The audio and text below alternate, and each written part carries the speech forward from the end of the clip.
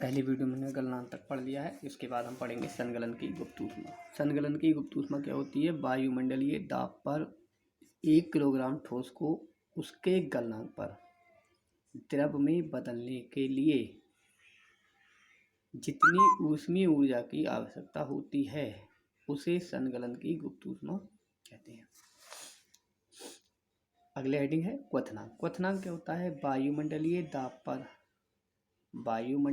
दाब पर वह तापमान जिस पर द्रव उबलने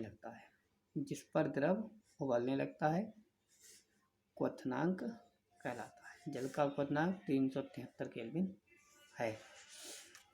अगली हेडिंग है बाष्पीकरण की गुप्त ऊष्मा। वायुमंडलीय दाब पर 1 किलोग्राम द्रव को उसके क्वथनांक पर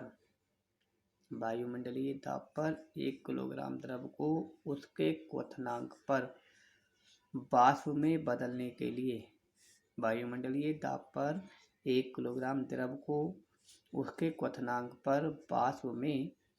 बदलने के लिए जितनी ऊष्मीय ऊर्जा की आवश्यकता होती है उसे बाष्पीकरण की गुप्त ऊष्मा कहते हैं।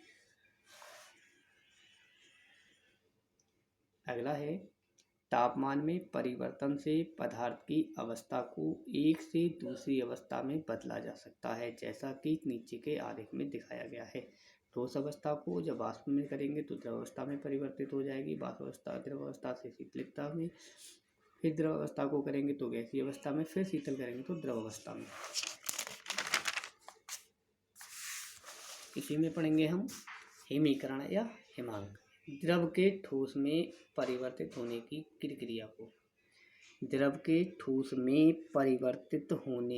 प्रक्रिया को हिमीकरण कहते हैं तथा वह निश्चित ताप जिस पर यह क्रिया होती है हिमांक कहलाता है।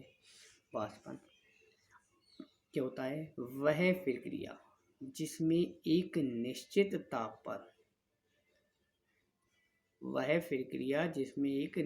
ताप पर तथा निश्चित दाब पर द्रव अवस्था गैस अवस्था में परिवर्तित होती है, वाष्पन कहलाती है। ऊर्ध्वपातन। कुछ ठोस ऐसे भी होते हैं जो गर्म करने पर बिना द्रव अवस्था में परिवर्तित हुए सीधे वाष्प में परिवर्तित हो जाते हैं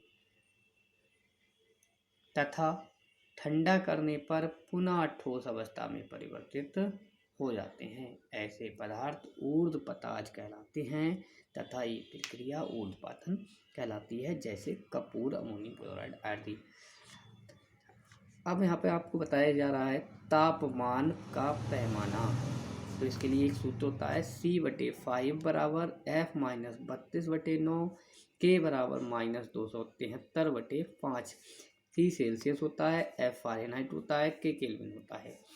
हमने यहाँ एक सवाल कराया है, उदाहरण बताया है आपको। 200 डिग्री सेल्सियस तापमान को केल्विन पैमाने पर परिवर्तित कीजिए। तो वी नो डैट, हम जानते हैं कि फार्मूला होता है C/5 बराबर K - 273/5। केल्विन में क्या दे रखा है? C बराबर आपको दे रखा है 300 डिग्री सेल्सियस। अगर यहाँ K दे रखा होगा तो केल्विन K मानेंगे यहाँ उधर। तो हमने सूत्र लगा दिया, क्रॉस मल्टीप्लाई कर दी, तो K बराबर आ गया हमारे पास बेटा देखो 273 केल्विन।